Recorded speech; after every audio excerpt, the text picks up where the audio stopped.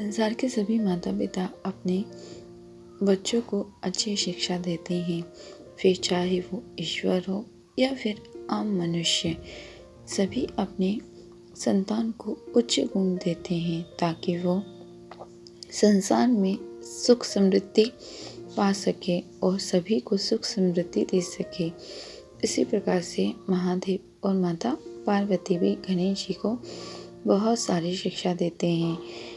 जब गणेश जी धरती पे आने वाले थे तब माता पार्वती ने गणेश जी से कहा कि पुत्र, तुम धरती पे हर वर्ष जाते हो, तो ये बताओ तुम धरतीवासियों को क्या ज्ञान देते हो, क्या सिखाते हो। तब गणेश जी बड़े प्यार से कहते हैं कि माता, मैं धरतीवासियों के दुखों को पहले सुनता हूँ, उनको फिर समझ के उसका उपाय उनको देता हूँ, उन्हें उनके दुखों से दूर करने के लिए रास्ते दिखाता हूँ, कैसे वो अपने दुखों से पार पा सकें, ये उनको मार्ग दिखाता हूँ।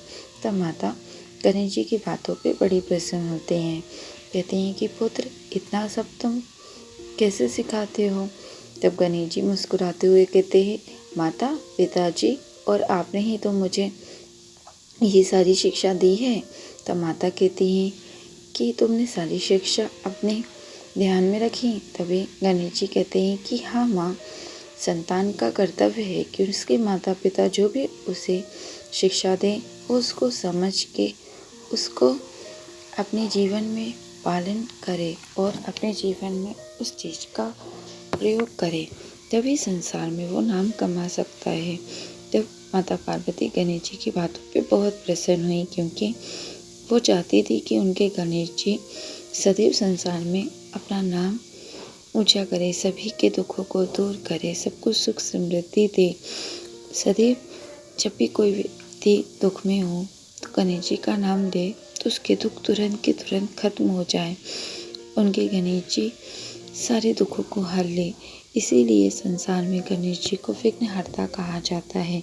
जब भी गणेश जी आते हैं तो घर में खुशियाँ छा जाती हैं, संसार का हर प्राणी मुस्कुराने लगता है। तब माता पार्वती गणेश जी से एक प्रश्न और करती हैं, अच्छा ये बताओ गणेश, संसार में तुम्हें सब इतने अच्छे से पूछते हैं, तो क्या तुम्हें इस बात पे जरा भी कुछ घमंड हुआ है। तब गणेश जी कहते हैं कि नहीं माँ, माता, आपने और पिताजी ने मुझे कभी भी घमंड अहंकार करना नहीं सिखाया है, इसीलिए मैं कभी भी किसी बात पे जरा भी घमंड नहीं करता हूँ।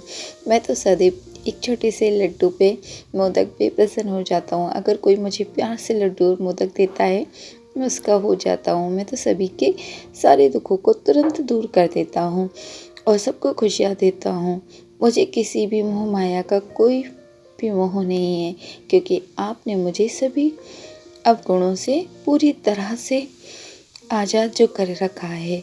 अब मैं किसी को भी किसी भी बात के लिए कोई भी सज़ा नहीं देता हूँ, सिर्फ उसकी सच्ची भक्ति देखता हूँ और मैं प्रसन्न हो जाता हूँ। मुझे प्रसन्न करने के लिए किसी को कोई ज़्यादा तामझाम करने की भी आवश्यकता नहीं है। बस मुस्कुराते हुए मुझे दिल से याद करे और मेरा नाम ले तो मैं उसके पास चला आऊँगा।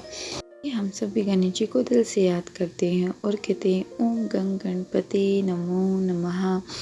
हे गणेश जी, हमारे विघ्नों को भी हरिए, हमारी जो भी समस्या है उनसे हमें आज़ाद करिए और हमारा सांस सदैव आपके सांस से जुड़ा रहे। बस यही हमारी कामना है। बोलो गणेश भगवान की जय, माता पार्वती की जय, शंकर भगवान की जय, हर हर